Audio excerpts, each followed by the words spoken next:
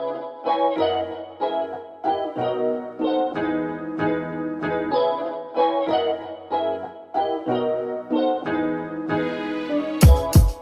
everyone, my name is Kurt Francom, and I'm a entrepreneur in the Salt Lake, Wasatch Front area. And I had the opportunity to interview the master of thirst, our favorite entrepreneur, Ethan Cisneros. I actually first came across Ethan via social media because we all know he does such a great job at it and he's fun to follow. And I just appreciate following him, like seeing another entrepreneur in the grind, like just figuring it out, trying new things, making mistakes, and he's been inspiring to me. And so through social media, mainly Instagram, I've reached out to him and we started a good friendship, and it's led to me helping out with some of his podcast stuff.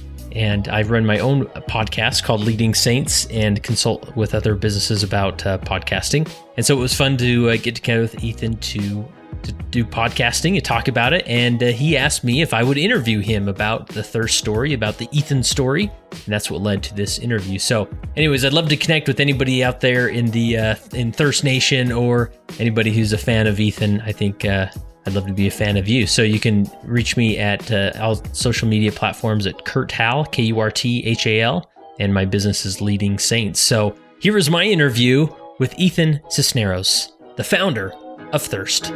So where do we start? What hospital was it? Where were you born? Okay, so California is actually, not a lot of people know this, but I was born in California, and then I lived there until I was 9 or 10. And then I came out to Utah in Salt Lake, and then I've been here ever since. But California is actually home, Southern California. So what brought you to Utah?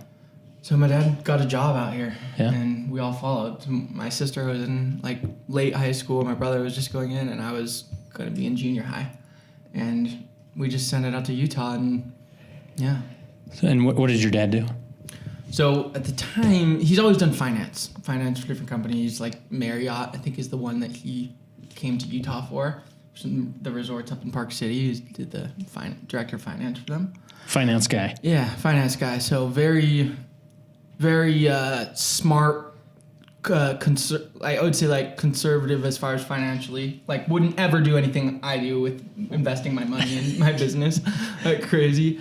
But it's actually been nice because that's balanced probably a lot of what I have. Yeah. You know, his understanding and practicality with that kind of stuff. So do you turn to your dad for like financial advice or when you're funding a project or? At this point in the company, it's grown to a point where I leave him out of everything. Yeah. Because I just, for a number of reasons, as you can imagine, I feel like it just saves relationships in some ways, just to keep he's it dad, separate. not business stuff. Yeah, but definitely from the start. Like I remember specifically the way that he taught me to make a spreadsheet and forecast. Like one of the most important parts of making a business plan is literally something I always remember is people project how much sales they want to do, but they don't look at what it would take to actually produce that much volume. For instance, say I was like, oh yeah, I can easily do $5,000 a day in soda and cookies. What my dad taught me how to do is put that into a practical situation of, all right, actually how many drinks would you need to sell? And then how many drinks would be per car? And then how many cars would you actually need to fit in to do that? And if it's 3,000 or something completely unrealistic, like he's always grounded practicality for me. And I feel like I'm a great balance of that because of my dad. I'm a dreamer and an ambitious a go-getter. Yeah. But I think, and I wouldn't ever want to be completely this way. I think it's what has made me be able to make a lot of jumps and grab some successes is that I'm willing to take risk and do that. But everything's in the balance. And I specifically think I got mine from like my dad showing me how to do that. But what I was saying is he taught me how to make my first spreadsheet. Nice. Yeah. Cool. So when did the entrepreneur spirit start? So I didn't really think about it as an entrepreneur until entrepreneurship in the last 3 years, I feel like, has gotten really popular. Mm-hmm. But really, even when I was a kid, it wasn't as much. I didn't even think about that term very much. But I was doing the same strategy. So the first like real business was my lawn mowing business. Yeah.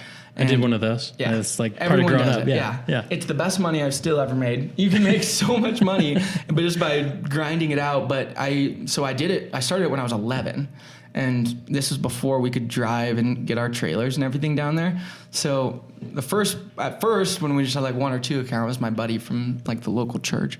And we would both push our mowers like a mile to get there. Then we got to the point where we had so many accounts that we would hook up this little trailer to the back. One of our moms would drive us to a location. We'd dump the trailer off just in the road, and it would be like our central to walk to all the different accounts. And so it wasn't just like in your neighborhood? Well, it was like over in, all of the little neighboring neighborhoods. It wasn't really walkable, especially with all the, we did it right, man. Yeah. Trimmers, all the backup stuff, blowers, and then the same strategies. Like I remember this the other day. One of the things that I did, I can't remember, I guess I just had this idea, but it was a brand touch point now that I think about it. We made these cards that said, my buddy's name was Zach and Ethan's Lawns, Trademark.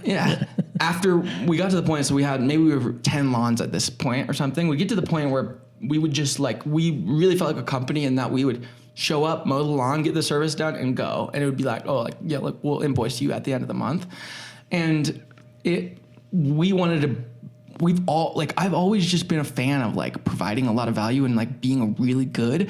And I just remember I had this idea, I should make these custom cards and put little rubber bands on the end and hook them up to the door. If we don't greet them while we're there, we leave it on the door that says, blank was here mowing your lawn today. Here are the notes that he had. If you guys have any questions, here's my cell phone number. I don't know. It was just, and I found the copy of the actual form in my email the other day, and I was like, dang, we're doing the same kind of thing. It's just branding and authenticity and customer service. Was that just came natural, or I don't remember exactly. Remember? I think it must have been. It was just, I just had this idea, and I was like, yeah, it makes complete sense. And I remember my dad too at the time being like, oh, that'd be a great idea. And my dad's always the one that was like, have ideas like that, or help me have ideas like that. Or he would be like, I remember one thing he always used to say, the next step is my shaved ice business, which I'll tell you about. Mm-hmm.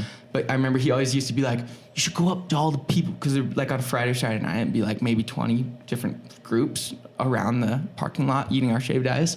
He would always tell me that I should go up to them and ask them if I could just take their cup and go refill it, if they'd like a refill for free. Oh, yeah. He's just he's all about, I feel getting the best bang, good deal and providing value. And so I've stuck with that, I feel as a higher level thesis for a long time. But anyways, lawn mowing business was first. And was that something you thought, maybe when I grow older, I can have a landscaping company? I just thought it was sick that I was the one doing it.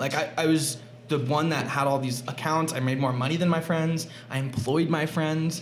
How many friends you got on your crew? Not a ton, honestly, but a handful of you guys. Because I was doing them mostly. We would do literally, I played football, and other than that, we would go to school, go mow lawns for as long as we can, go to practice, and then probably mow one after, go trim and blow after on a couple different lawns. But really, I just didn't like not doing anything. I still don't. Right? Rachel will tell you, I cannot sit still ever.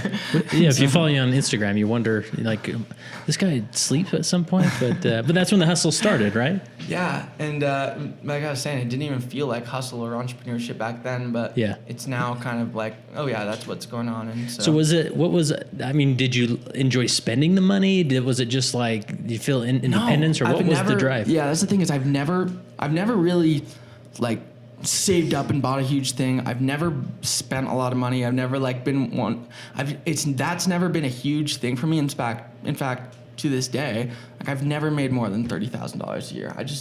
I would rather do what I'm put it into what I'm doing and do what I'm doing. If the thing about me and money is my friends like to be oh yeah, well he could make a lot of money, but he invests back into the business.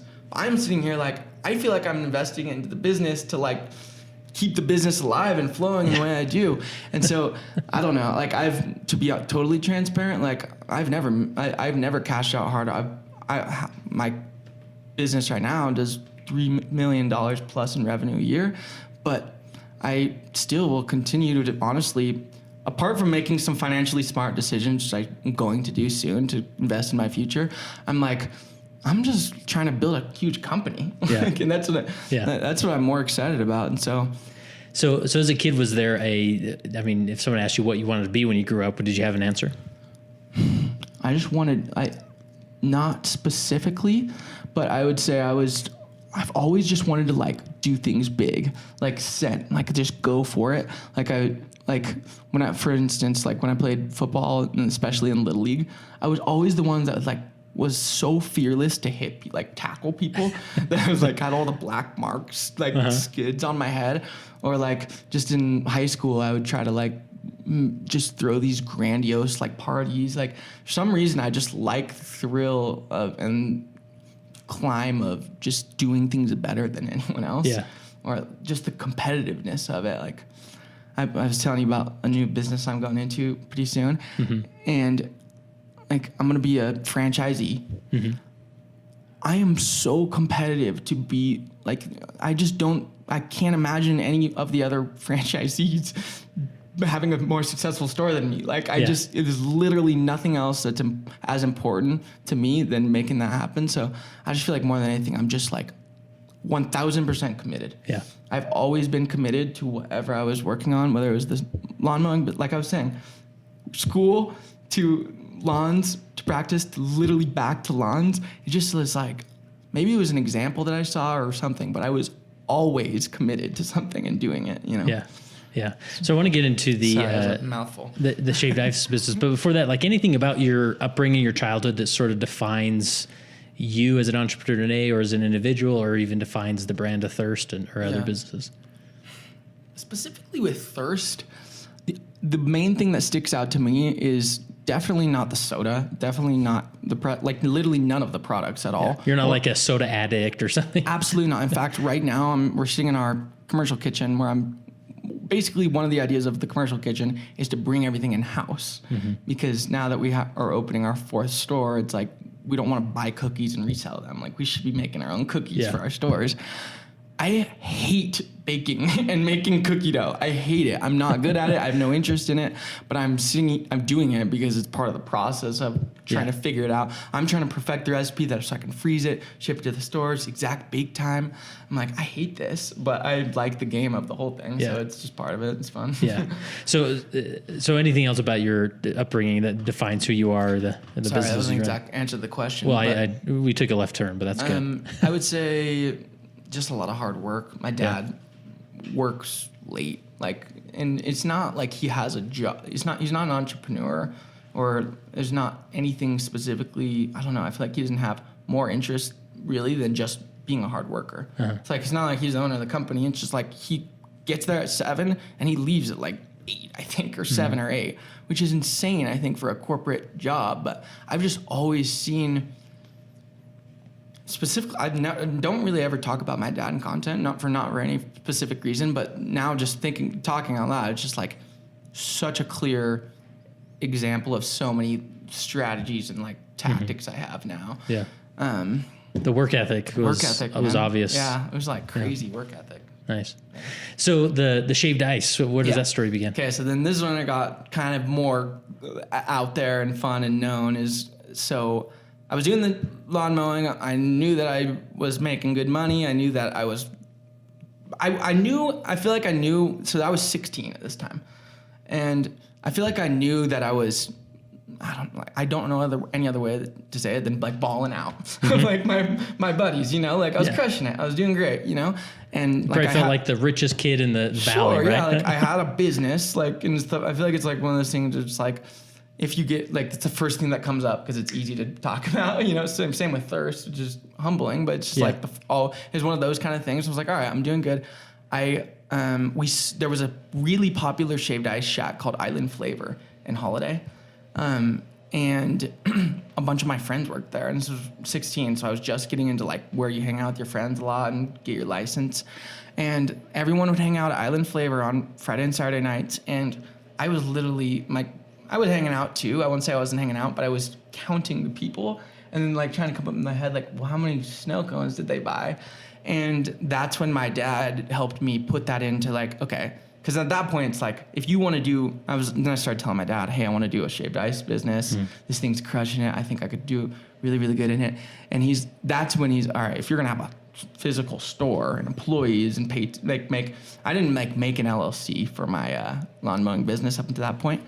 But he showed me how to make it legit, I would say. And that was one of the last touch points he's ever had in my business career, is when I was that age is he, like I was saying at the beginning, he put the number, all right, if you really want to make X amount of money, here's how many snow cones you'd have to sell.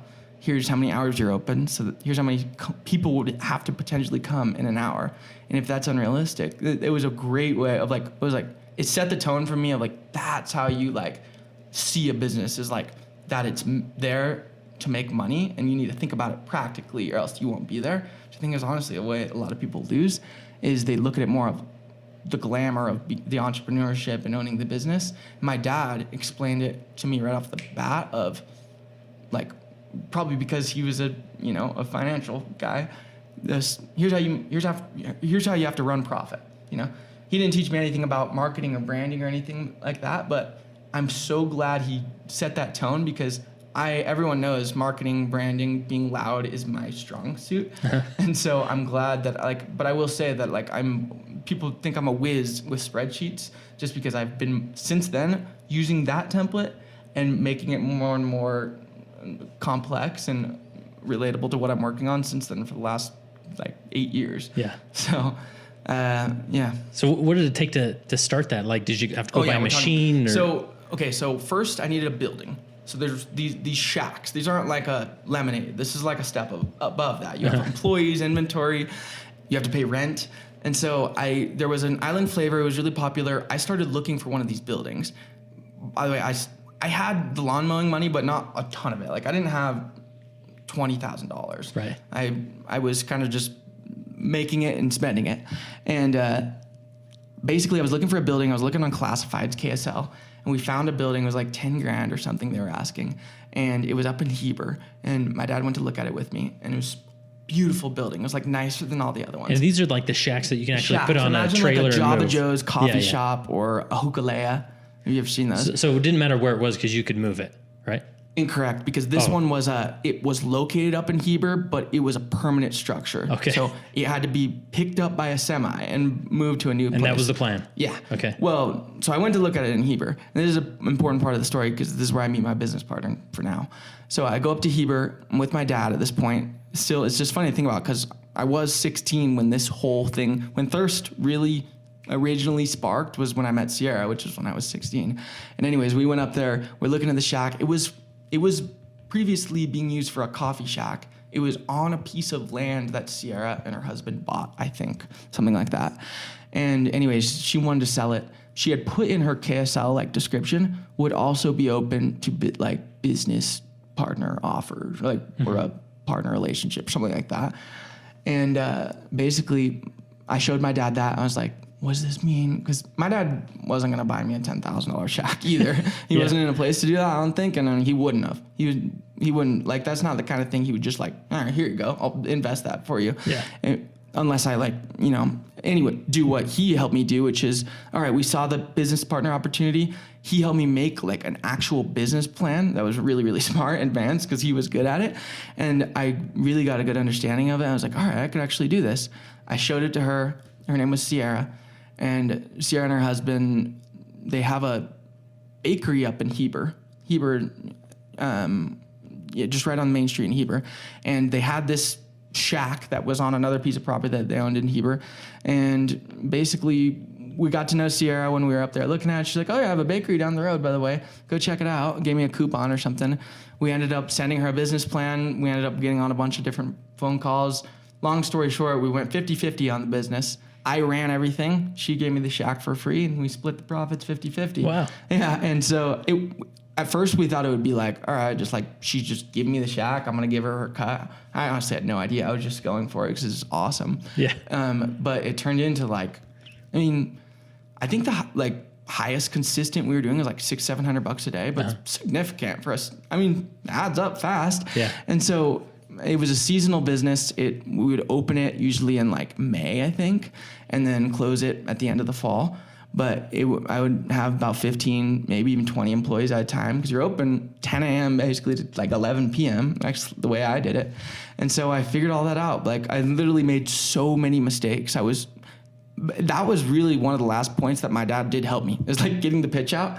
And but he didn't have time to help me. He knew I was going to do it all on my own. But I had my license. I set up a sole proprietorship which I've since learned was one of my worst moves when I have people tripping over it's the kind of company that has the least liability. At least for me, I could have gotten to. Yeah, right. But I just literally Googled, how do you like get this piece of info for this application, which was, hey, you need to have a company formed with the state. Then you need to file for all these different tax IDs and all this stuff like that. And I just literally Googled it.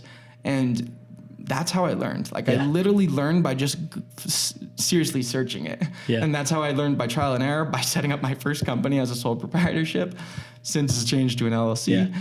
And you're still learning that way, right? With various things you do. Totally. Like I'm learning so much stuff. And to finish the story of the shaved ice, I hired about 15 employees. They were all high school kids. I was in high school, so it was awesome. Yeah. I thought so you're 16 at this point, or? I was 17, probably the grand opening, and we ran it all summer. There definitely wasn't as busy as I wanted to at times, but that's where I figured out how to do marketing. Instagram wasn't the big player at the time. It was more on Facebook. Mm-hmm. So I was learning how to do Facebook. I was learning how to give things out like punch cards. Guerrilla marketing, as I like to call it, is really what I feel like I learned hard at the Shaved Ice Shack. We're talking flyers. We're talking hand-to-hand combat, going up to people that are in the same parking lot and offering them a sample. Like stuff I like to scale now at Thirst that I think a lot of people aren't able to, is like the tactics I learned to get people. There was no ads or really influencers or honestly content that much that I was focusing on. It was like tried and true. I'll knock on your door and tell you about my Shaved Ice Shack to every local person. So that's cool. So did you so you moved that shack down to Holiday area? So we moved it down to Holiday, right above where my high school was. So there was a parking lot right above. So next step, okay, so we got the building secured. Now we're looking for a place that we can put it and get a lease.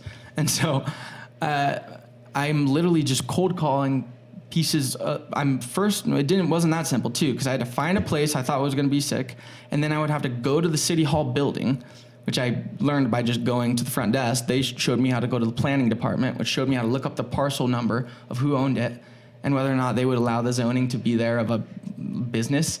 And so I called like a bunch of different property owners in Holiday that I thought had a good spot or owned a parking lot or had a business at the parking lot. And I found one that was right above my high school, which is Olympus High School. And I was like, why don't we make it because more than anything, I wanted it to be like an experience, like a hangout spot where everyone went to, because that's the thick of what I was in, the part of my life I was in. So I called it Olympus Ice.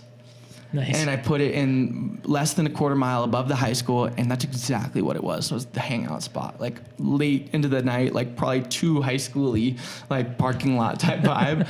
But it was also awesome place for the community. We had lights and games out every night. We were super friendly, good service. We served shaved ice, and sometimes we'd have like cookies. But it was mostly shaved ice. Yeah. And it was pretty awesome. I did that for 2 years. Nice. What happened to the shack? So then I graduated high school. Okay. And I was on the traditional track of like, entrepreneurship, I feel like wasn't popular. There was no Gary Vee blowing up people's Instagram. Seriously, it felt like this was 2014 to 2015 time. And it wasn't cool. It was a little risky. Like, hey, it was. Maybe you should go to college, Ethan. Exactly. Right? Well, I was for sure had to go to college. Actually, like it wasn't still literally. Even though I had this successful business, I thought I was going to business school. But it was interesting. So it was an interesting time in my life too, because I turned 18. All my buddies went on an LDS mission right out of high school, because I was right after the LDS age change. Oh yeah. Of when you can go on a mission. So everyone started going right out of high school. I feel like I was just on a different track than my peers, because I was like no other high school kid was every single morning at the shack, dumping out the waste tank, refilling the water, making sure the employees had what they need for the day, or working it myself. Like I literally have been working 50 hours a week since I was like 12. Yeah. And I just feel like it was easy for me to not do exactly what my high school friends were doing, because I was already skipping half the parties to go work at the shack anyways. And so I didn't do that right out of high school, even though I grew up LDS. I didn't go on a mission right out of high school, and I was like, I was kind of looking for something new to do. I was like, I'm going to go to the University of Utah, which is kind of far from where my shack was. And I was like, all right, I'm going to focus on college. And I just told Sierra that, and we thought this was going to be probably the end of our relationship. It's a seasonal business anyway, so at the end of the summer or fall, it would get shipped back up to her property on a semi Oh, really? each year. Yeah, it was expensive. And anyways, so I told her, I was like, hey, I'm going to college. And we actually, now that I think about it, we were just going to start it again the following year. But in between then, we started noticing, and Sierra and I kept talking, and we started noticing Swig obviously blowing up. This is really when Swig started getting popular and opening a bunch of stores. And we also noticed that there was nothing in downtown Salt Lake where I was going to college, or really in the Salt Lake Valley at the time at all. There was no soda shops. It was St. George and Provo based, really. And so we saw a gap in the market. Again, I wish there was I had a better story of thought going into it, but I felt like it was like the Shaved Ice Shack for me. It was like, wow, that sounds exciting. We just went for it. So wasn't this revelation or anything? Not at all. I didn't ever even really go to Swig ever. I'd never been to anything like that. But Sierra she, to her credit, had a lot of the idea of, let's do a soda shop. I had also just hustled my face off for a couple of years. She had seen me work really hard. She trusted me. And she wanted to be a part of something like that. And so anyways, she had just sold a house, I believe. And there was a property in downtown Salt Lake on 13 South, our original store.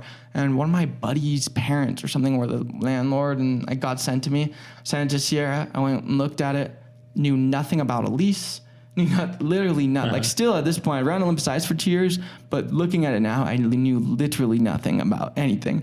And just was like, yeah, let's go for it. And started Thirst. And that was 2015. And then we launched in 2016. And here we are 5 years later. Yeah. So I want to back up and ask you about, if there's, to me, I'm always, raising kids and whatnot. I want them to be that type of kid who's willing to walk into a city hall building and ask about, how do you lease a piece of parking lot or whatever. Yeah. So, I mean, did that come naturally to you, or how do you, because a high school kid talking to adults is sometimes intimidating. Yeah. I've definitely had a lot of confidence for forever. I think that's one of the things that's always going to help me. The other thing is I am exceptional. I think my top skill as a human being is solving problems. Mm-hmm. I really think I'm good at whatever the strategic plan is to do something. I will say one of my strengths is I'll come into a meeting that some of my employees are having and simplify it in 2 seconds and make a solution. And it's honestly probably frustrating for them sometimes. Yeah. That's always been a skill of mine. I saw my dad do it, whether it was fixing something in the house, woodworking, whatever it was. We didn't really hire anyone to fix our stuff kind of thing unless it was really intense. And so it just made sense to me. All right, I need to figure out how to do this. I'm going to just go look it up, call this person. They say, go here. I went there. I was just, that combined with, it was what I wanted to do the most. So I just worked on it all the time. And so just, Yeah. Cool. And that's good to point out some of those. I think we all have some level of superpower that we bring to what we do, that doesn't, because you had a ton of practice. That gives me, it's something I've actually been thinking about a lot lately is I think I'm exceptional at operating and problem solving, and it gives me it's almost like a feeling now that the company is at this point right now, and I'm really at a growth point right now. We're literally about to open multiple stores. I just hired 2 new general managers for a couple of my other stores.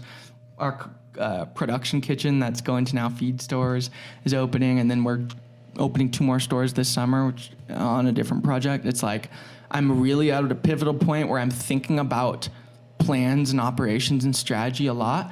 And I definitely recognize that it's my superpower. I also recognize that it's really hard to scale, and it makes me anxious a lot, honestly. Yeah. It's I know how to do things. I feel like, for example, if I could narrow down on whether it's one specific store or training or marketing or any of these specific areas, I know that my mind is capable of dissecting it and absolutely blowing it up, the best thing.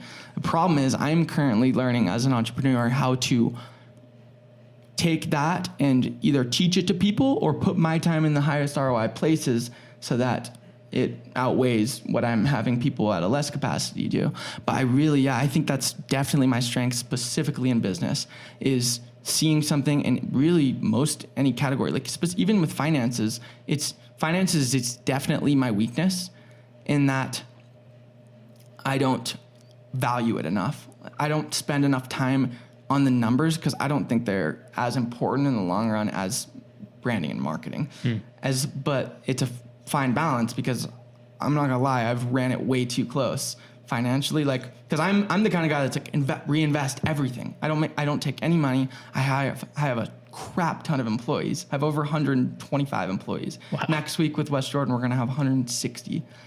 And I reinvest everything back in. I would say my weakness is paying attention and being strategic based on, or being realistic based on revenue. I've just always been such a salesman and marketer that it's been able to keep up. Yeah. But even finances, if I really was focusing on it, like I said, I do, sometimes I'd be like, all right, I need to create a new inventory system, or I need to analyze our cost of goods and see where we're bleeding in specific areas based on the sales. I can build really cool sheets. I can understand it in a very clear way that I feel like other people can't. Problem is, I can't scale my mind focusing in on something.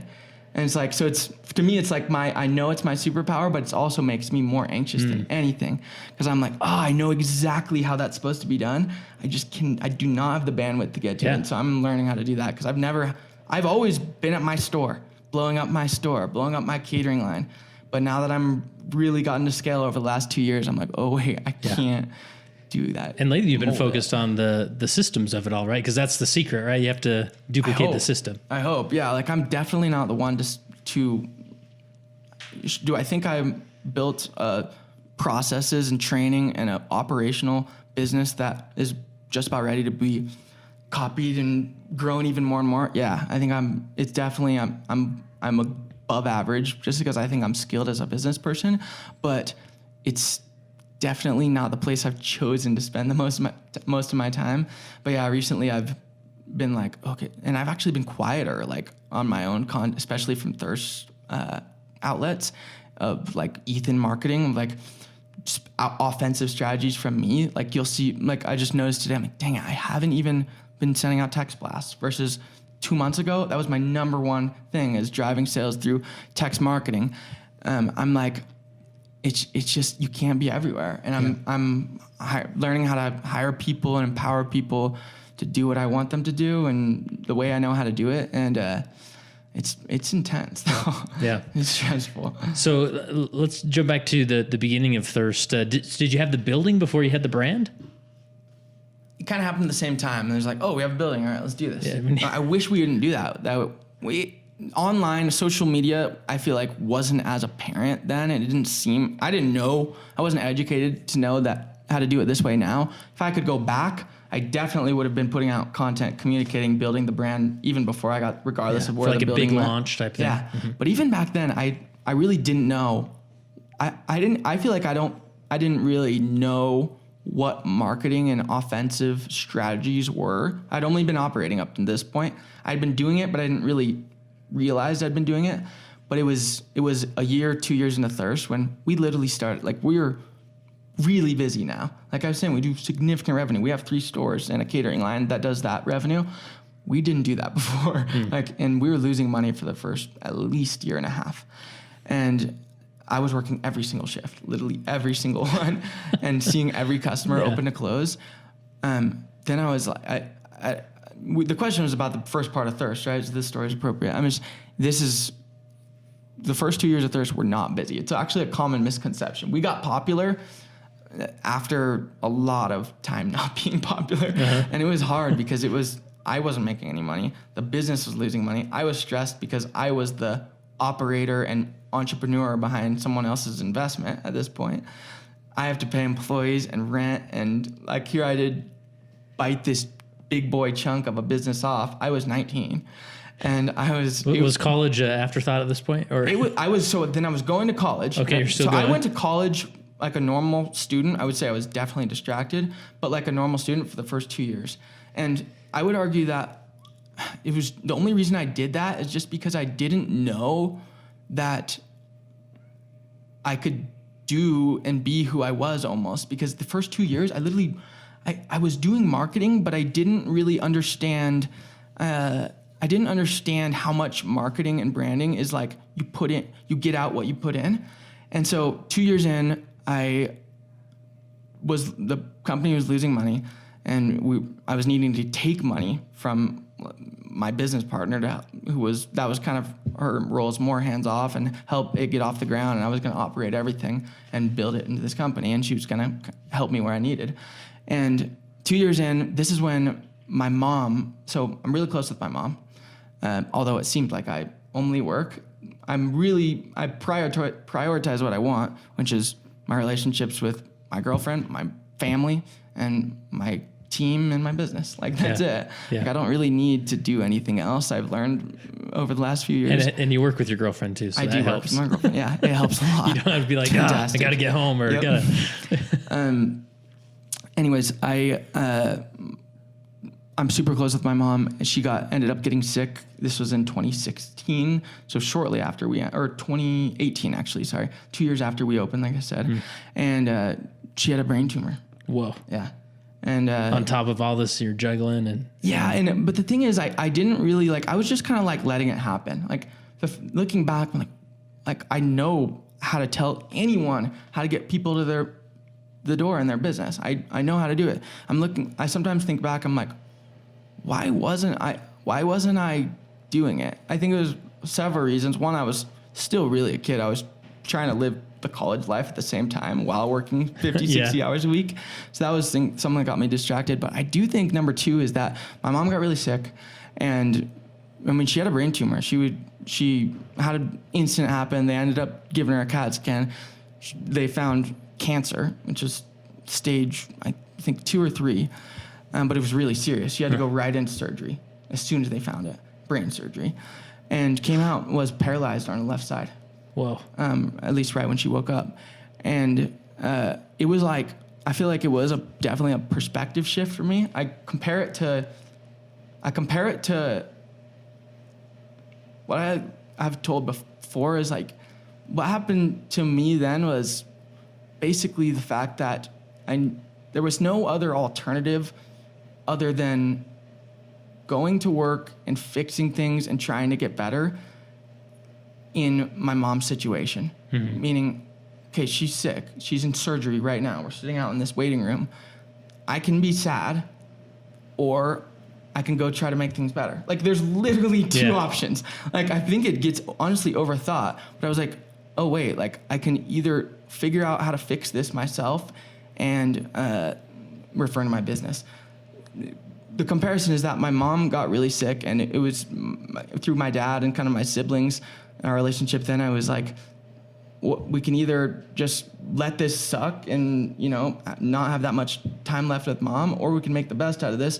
We all need to keep working hard and going on with our lives just like she wants us to be able to do. You got to keep going. And you had the thirst store at this time, right? I had the thirst store. I was 2 years into the thirst store, and it was not making money. Yeah. And yeah, and it was a really hard time, like in my with my mom and my family, of course. And then after that, she got sick, and then started the process of where she's still at now, is trying to get healthier and gain her movement back on her left side.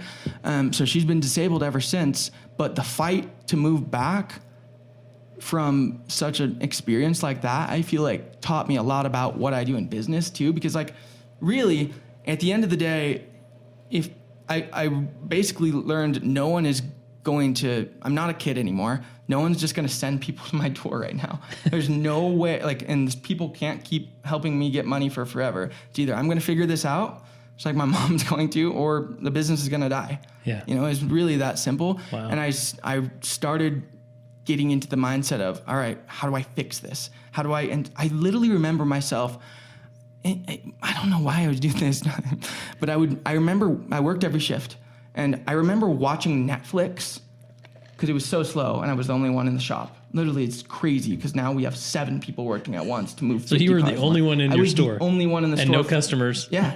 Most of the days there would be 2 people that worked.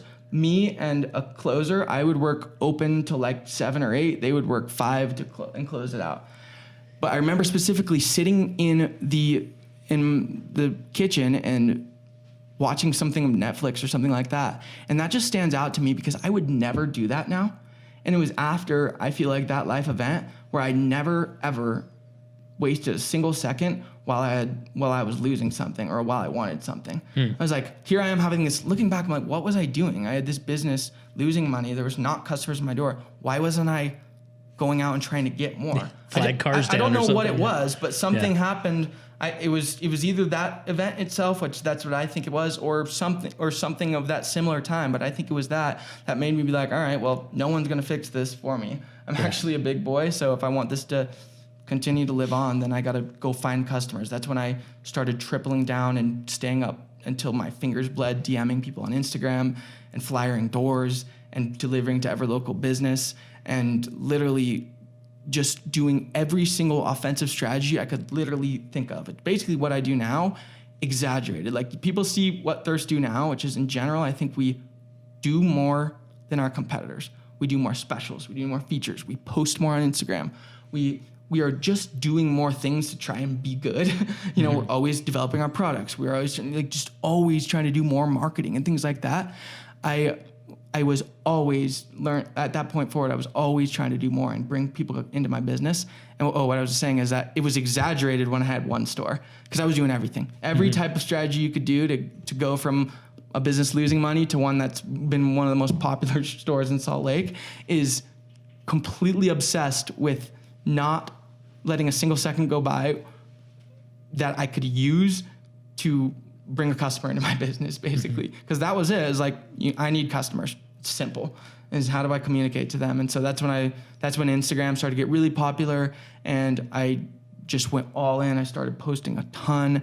I started following some people that I was seeing doing it right, and I just went completely all in. Yeah. So was there a give up moment where you thought, all right, that you actually considered maybe we need to wrap this party up? And Thirst? Yeah, with Thirst.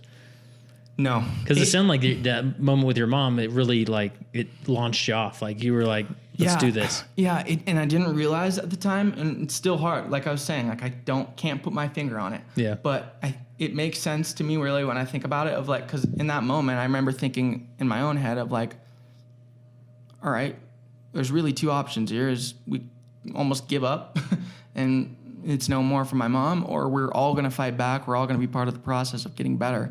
And I think I just kind of carried that out through everything else I was doing in my life. Yeah.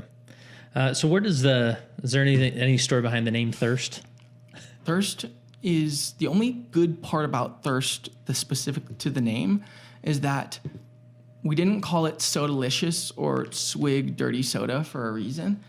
It's just because then you're bound to be soda. And I think that gives us less share in the market. And so my whole strategy as of recently is put products and combos and things on the menu that put us into having more market share, which is not just people that are like cold cookies and big Diet Cokes, which is great. We do have that part of the market, but we want to get everyone, non-soda drinkers, people in other states, all this different stuff. And so we named it Thirst Happy Drinks and Treats because drinks and treats can be anything, smoothies and pretzels or cookies and whatever, soda, whatever it may be. So that's the only cool part about specifically the name. But yeah, anything else about the growth years? I mean, you're still in the growth years, but the startup years where things were unsure that we haven't mentioned. Oh, it was real. I know why most people don't go over to like 2 years in a business, at least like that. Yeah. It's because you can't just open your door and expect people to come. I learned that very much the hard way. And, it is hard. And I have so much empathy for people like in that phase or they're wondering, is it going to be this way forever? Or because it might be if they're not destined to be that skilled entrepreneur, And so it was a very mentally testing. It's still like in these growth phase, I feel like I'm in another big growth step right now, just kind of like I was very much in the early stages. And over anything, it's just a lot of pressure. Like there's making payroll and major expenses that the alternative is really bad. To me, those are super stressful, and learning how to manage it is tough. So more than anything, I just have empathy for anyone else doing it because I know how difficult it was. Yeah. What have you learned about risk? People, especially wanting to be an entrepreneur, starting up a business, the risk scares them. What if it doesn't work, or how do you respond to risk? I think the best way to start is the way I started is by looking at it from that perspective. It's like, this is risky. How much are you actually going to have to do in order to fulfill the goal and ambitions that you're saying? I feel like one of the first mistakes a lot of people make is being all up in the clouds and not grounded in reality when it comes to how much sales they think they're going to do by starting their website or opening their retail door. Like, people don't just come.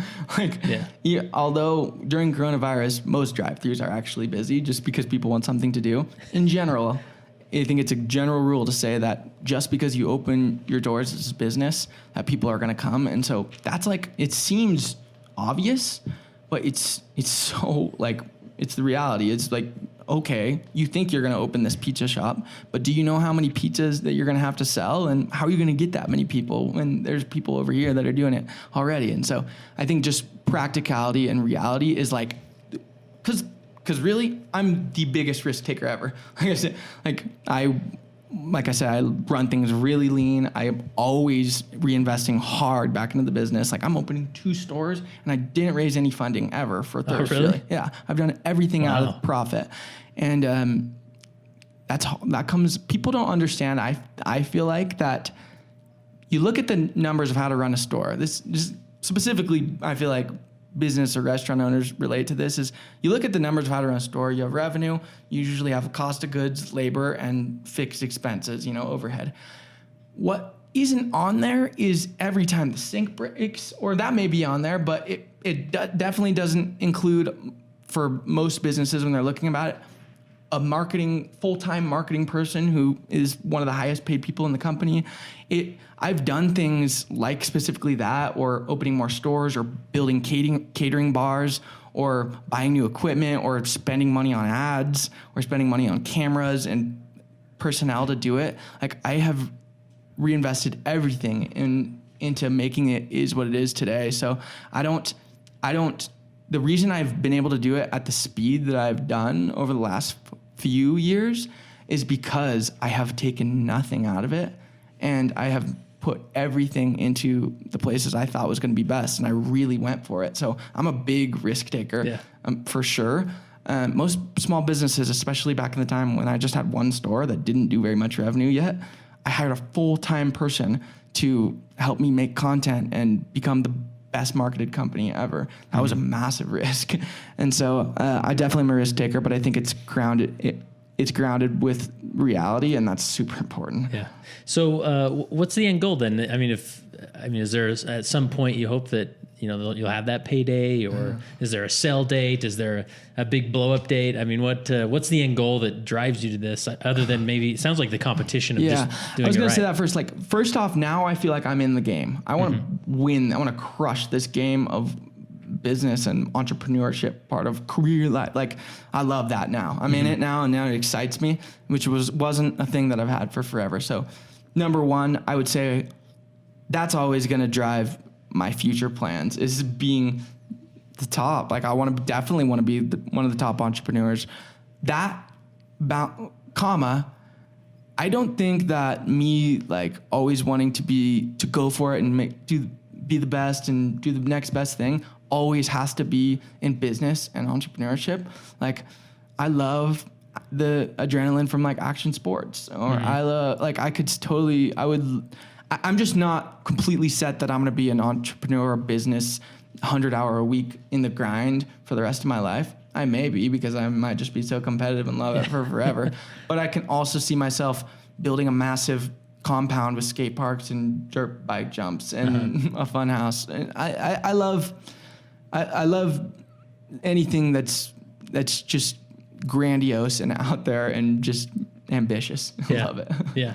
So the game of it, and just and that drive comes from I would say more I would say more like specifically right now I'm trying to build I think there's a massive gap in some of the best top food franchises in the country, at least, I don't think any of them are marketed well. I don't think a single one of them is marketed well.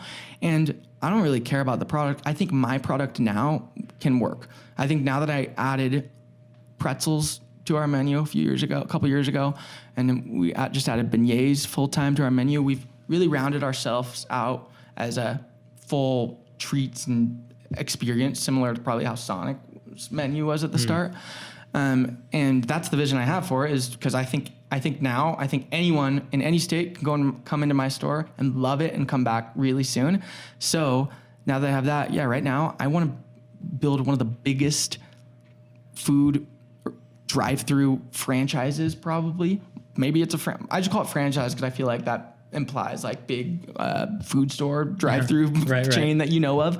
But however that's structured, I'm going to build one of the biggest ones ever. And also I'm going to do it by making mine properly marketed. Like I wish that Chick-fil-A would implement some of the same strategies that Thirst does, because it would make their business even more bonkers. Yeah. You know what I mean? They got the drive-through part down, but just not maybe the marketing. Yeah. And so I think that there's a gap because I don't think anyone's really done it. Yeah. And so I want to do that. I want to build a really big one. The only thing I would say is if something really big stops me along the way, I'm open to it, but I'm not interested in getting to this amount of money and selling it. Yeah. If I was doing that, then I wouldn't be opening more stores. I'd be sucking out at my 2 really high volume profitable stores. Yeah. But no, I'm going to put everything back in because I'm trying to build a huge one. Yeah. So speaking of like things, really big things that could, opposition and whatnot, what did coronavirus look for you? A lot of restaurants were hit hard. What did it look for Thirst? It was definitely difficult in certain aspects we have 100 employees and one of them gets sick. It can be 50 of them, because they all have to quarantine. It was definitely difficult. It was definitely stressful, and as it was for everyone. I would say that we definitely took advantage of coronavirus, and net, it's been fantastic for our business results because one, I immediately saw it as people are going to be bored and consuming content and paying attention more than ever. So we started making a ton of content and just going harder than we ever had. And I officially hired someone on even more full-time to completely triple down on marketing and content. Like I was like, all right, now people are about to get bored and it's about who they like best, not who's convenient. Now more than ever. And so we saw that, we tripled down on it. And so we've been loud during coronavirus and we've been working, like we've been really trying to become a business that can do, which is the number 2, which is we've taken advantage because we have a drive-through. We can do contactless ordering, but we combined that but there's a lot of drive-throughs, and we also dropped things like right when Corona hit, we dropped our app for contactless curbside pickup. We did, a bunch of stuff just to become the most well-marketed offensive company during coronavirus, and it's definitely paid off. We've increased our sales without a doubt through coronavirus. Cool. Has there been any other big moments of opposition that you didn't expect? I'd say when we opened, I would say right now is definitely one of them in a huge growth period where we're figuring out how the company is going to be structured for the long term and what we're actually going to do. And number 2 was when we were opening our second store, or our second brick and mortar store, I should say. In Mill Creek, right? In Mill Creek. It was huge because it was one of the most intense, stressful times because it was right when coronavirus basically started. We signed the lease and committed to paying a ton of money before coronavirus hit. Then coronavirus hit before we were open. And we had to finish our construction during coronavirus and then get that open. While sales didn't increase at our other store right off the bat, they definitely decreased, as as everyone kind of freaked out immediately. Yeah. And so those first 2 months were definitely a huge hit on sales. And as I've said, I've always, and especially at the time when I was putting everything I had into that Mill Creek store, I don't have a lot of cash to hold up a lot of employees, and I had a new store coming on fast.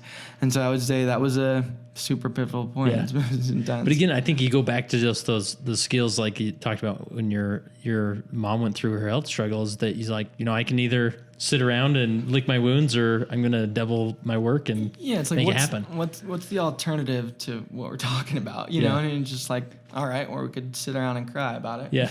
Yeah, exactly.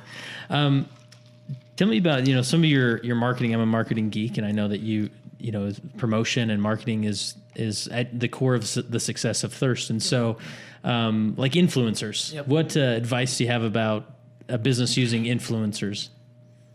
Influencers are, without a doubt, in my mind, the most bang for your buck if you can do them right.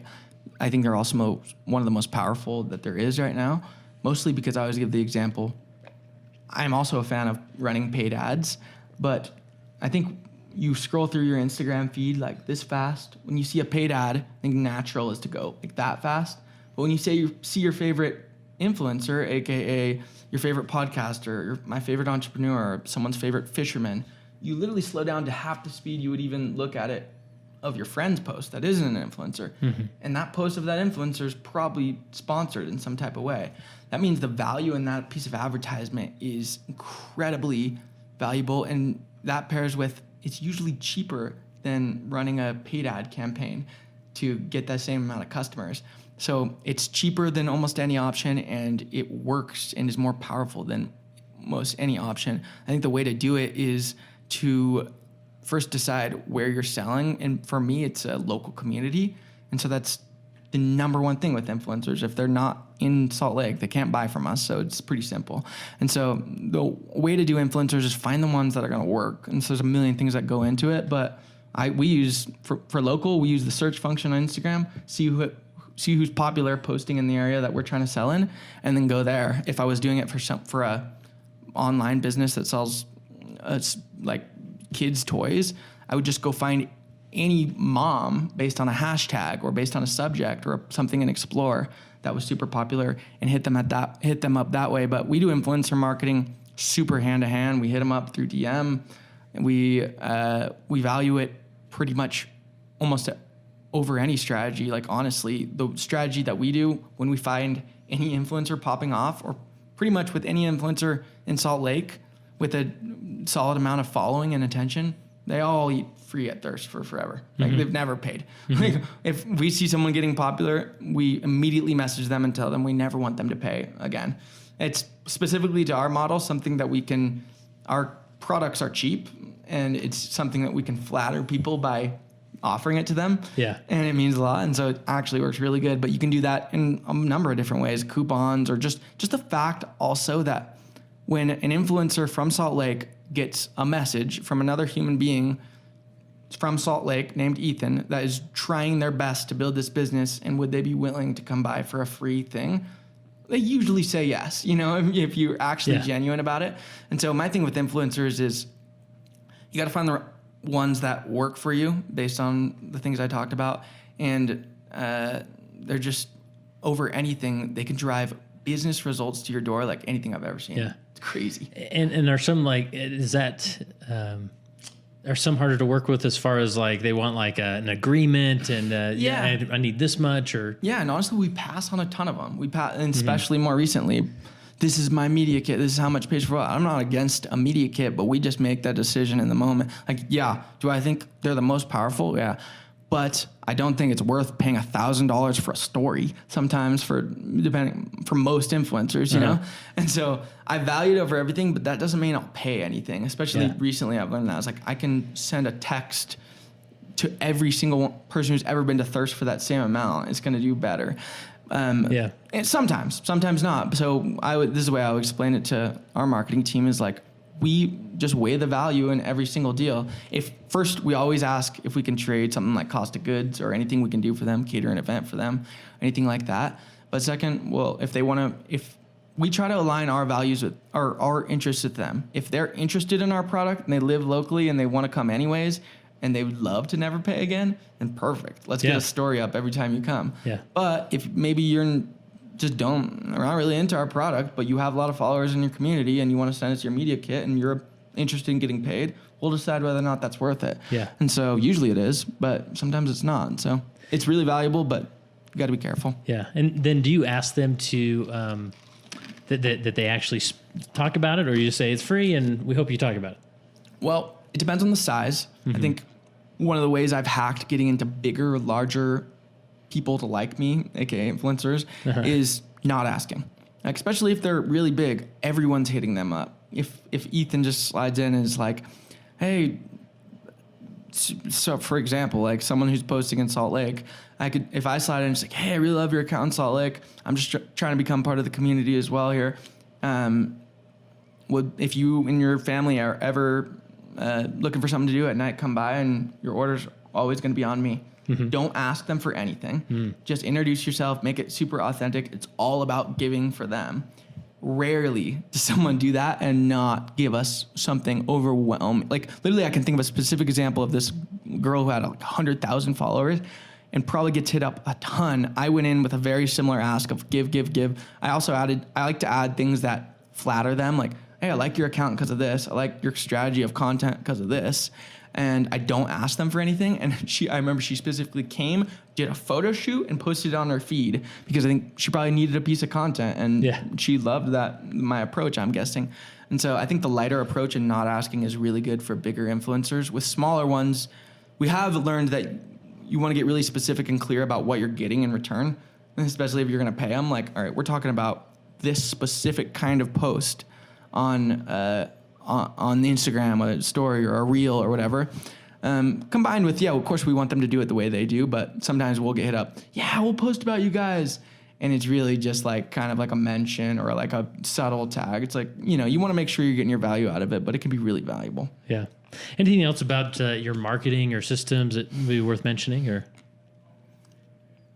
that makes you unique? Or the way I think about marketing, I think is pretty simple, and I think most people overthink marketing, and that they think they need a tactic or a strategy, which I love those.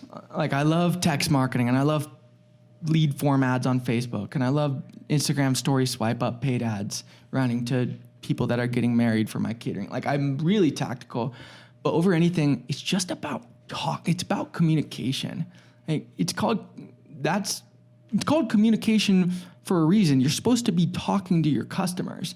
And I think that's the biggest hurdle or like clarity that a lot of people need to think about it of is, don't think about Instagram as a billboard. You need to think about Instagram as a communication channel to your platform or to your customers. Tell them about your product. Do not try to sell them your product. They're not going to buy it right then. But communication over everything. I want to build a strong line of communication with my customers so that they trust me, and that when I do have something to sell, they're going to be interested in it. And so for me, that looks like having a really active Instagram page that posts on our feed usually 3 or 4 times a day, and as many times pretty much as we can on the story without being spammy. We have a text list that goes out consistently. We have an email list that goes out consistently. We have Facebook groups. We have all these different strategies where we're talking with our customers, and they're just different touch points where however they want to communicate with us and hear about our products, perfect. But I think people look for the hack more and a strategy more, and it's really just take their data or get their follow on Instagram or get their phone number and just talk to them and tell them about your stuff. They're your customer for a reason. And so I think less advertising, more communication and brand relationship with the customer is really my highest strategy. Yeah. And it's really like a relationship approach rather than just a marketing or a transaction approach that a lot of businesses typically take, right? Exactly. It's like the way we word our captions, even it comes down to that. You'll never see thirst. Go check any post. You'll never see a post that says, great day to buy drinks today. Come get it. Or like, hey guys, it's hot. Perfect day for pretzels, which is literally like the type of captions that most brands use. And it needs to be more a piece of value. And so the way I explain it is value is either information or entertainment. Usually with thirst, we go information, which is here's the product we're having tonight. Here is the updated drink of the week. This weekend, we're having this product. This is how we're collaborating with this company. It's never just buy our product for no reason. Or it's entertainment. It's And entertainment can be a few things. I like to do entertainment with like things like Thirsty Mom TV, or like funny videos or reels or TikToks, or entertainment can come from humor. It can also come from something looking really like a photo is going to get good engagement if it's a really cute puppy, or if it's if it's food porn or whatever it can come in all these different ways, or if it's a really well done video. But you can't just post just to post an ad, because people don't want, there's so many people on a platform like Instagram now that's what everyone's doing. Like you have to actually have a relationship and communicate with the customers rather than trying to sell them stuff. Yeah. You know? Yeah, that's awesome. So what's the future of Thirst? Well, we're working on I'll never know which store to call this. This is our third drive-through brick and mortar that we're opening in West Jordan really soon, but I'm opening where we're at right now, which is our Thirst Underground, as I call it, which I have a whole scheme for, which is basically production kitchen, a virtual kitchen of its own that is its own constant revenue coming in, and then our catering location. So it's a big location here. And then I got my 2 OG stores, which is Mill Creek and downtown Salt Lake. And then we're in Vivint Smart Home Arena. So how did you get into Vivint? By the same strategies, Gorilla pretty much. Yeah. They were remodeling right when, like the year after Thirst opened, the first one. And I would literally write them handwritten letters and drop them off cookies like 3 times a week. That's awesome. People that were the point of contacts in the arena, and I got in with the food group there. And we've been. Are you the only soda brand in there? We kicked Swig out of there. Been just by me, just absolutely going after these people. That's awesome. But it's been awesome. So we've been in the arena now for the like 3rd or 4th year. Oh, cool. Anyways, you were listing off some of them. I interrupted. But. What's that? No, you're good. Yeah, it's so the Vivint Arena will always be in. One of the most significant parts of our business is our catering line. Oh yeah. Yeah, it's really behind the scenes, but it does not only significant top line revenue, but it's so profitable to do prepaid events that it's something we've really tripled down on. That's one of the biggest purposes of where we're at, is to have a kitchen that can make these huge wedding orders. We'll have 3 or 4 or 5 in a weekend, or in a single day. And so our goal this year is to build $1 million revenue catering business. And so I'm doing that. I'm opening West Jordan store. We're opening one out in St. George this summer. Cool. And who knows where it's going to take us next, but we're just going. Cool. And there's a lot of effort I noticed online. I mean, you have the Thirst brand, but there's also an Ethan brand, right? I mean, this podcast, right? What's the future of the Ethan brand? The future of the Ethan brand is to go wherever Ethan goes. Yeah. And so I love the brand I've built on the back of Thirst, but I created the Ethan from Thirst brand for 2 reasons. The first is so that I could go anywhere and do whatever I wanted and take these people with me. But number 2 was, and that is the main reason. So if I want to go start the next business, then I can take all these people that I've now been communicating with and built this brand with to go support me or follow me in this next business. But number 2 is I really did it as a strategy of authenticity and brand building for Thirst. When someone comments on a Thirst Instagram post, it's usually replied to by the owner. And you know it's the owner because it says Ethan from Thirst. You click on his bio and it says that I'm the owner. I've never seen, most companies don't reply to your comments at all, right. Much less does the owner have his own personal account. She gives insights and context and background to him building the business that you're deciding whether or not you like. But he also will respond to all your comments as much as he can. And like, you can personally message him. You know, I'm not great at scaling that, honestly, but I try to be that is one of the highest level strategies is people I think I have like a little bit over, like almost 3,000 followers on Ethan from Thirst. I got a hunch that those are most of the 3,000 that'll come to the stores most days, you know, and that's a lot of people. And so for me, it's depth over width. Like Thirst has a ton more followers, but I think most of the core customers are following along really close on mine too. And that's probably one of the main reasons that they are a forever customer, is because they know that a person's behind the brand itself too. So it was a strategy, but it's since then turned into, like this is a good long-term strategy for me to go to. Yeah. And even, you know, as myself, as an entrepreneur myself, like I just appreciate watching someone else in the grind, you know, and and it's motivating to know that others are out there trying to make it happen. So what about Ethan the person? What do we need to know about you, and what's your future like? I can pretty confidently say what you see is what you get. Yeah. Like there's really nothing else. There's no time for anything else. I usually show most stuff like on my Instagram story type stuff, and my employees will tell you I'm just always usually working on this. So a lot of it's what you see is what you get. But I definitely I am super close with my family. They mean more than my business does to me for sure.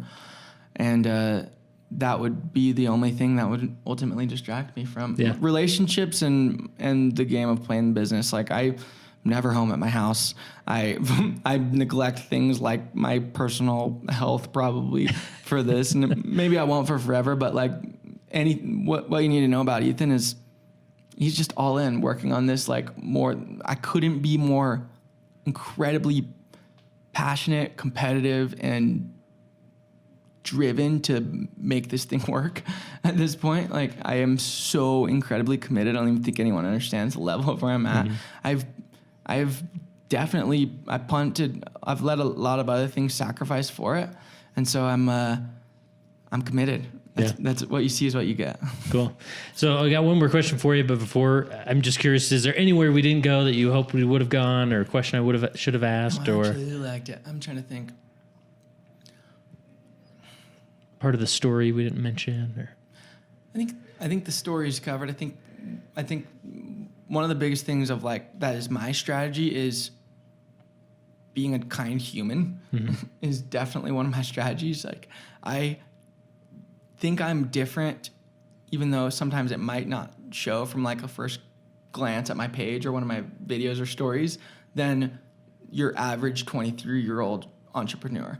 You know, like I've committed to doing this the long way and the right way, which is I'm not trying to scam anyone, trying to sell my alarms door to door to them, or, you know, building a social media business that has 1 million clients. Like, to me, I'm not about trying to get a ton of money or at anyone else's expense, at least. Like, I want to get a lot of money because I feel like that's part of the game and it's exciting and competitive, but I'm not trying to do it at anyone else's expense. Like I tell my employees all the time, like it's not our strategy to do anything that's not nice. I think that it's a really good strategy too. It's just being, at least in the long run, is just being a kind human being is always and always forever definitely will be one of my strategies. And I hope that people uncover that a little bit once they actually really do get to know me, even though I'm a loud, like, abrasive type kid right off the bat. And there's a lot maybe that are the opposite of this, but I definitely care a lot about people and being nice and doing the right thing. It's like one thing I put on the pedestal, even in business for sure, especially in business. One thing I was going to ask is, how's your mom doing? She's doing good. She's doing okay. She's disabled. Yeah, but cancer-free at this point. But pretty much cancer-free, yeah. Wow. So it's, I think it always, I mean, they say it always comes back. And she's definitely been affected for the rest of her life, no doubt. But, you know, it's something that is like, it's making me who I am as we speak. You know, I'm dealing with that and having those emotions and combining that with the business and everything that goes into it is I'm incredibly close to her. She's made me a ton of most of who I am, especially with the kindness. And I'm learning a lot from it. So. Yeah. All right. My last question is, if you were to sit down in front of 16-year-old lawn mowing Ethan, what encouragement would you give him, or what would you say to him?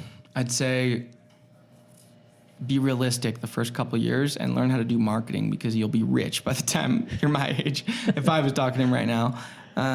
Seriously though, like if I could go back, I think I could have ran Thirst at a profit from the start if I would have understood the abundance that you can get out of trying really hard in marketing your business, and two, being even more practical than I was, watching labor, watching cost, combined with being a big marketer.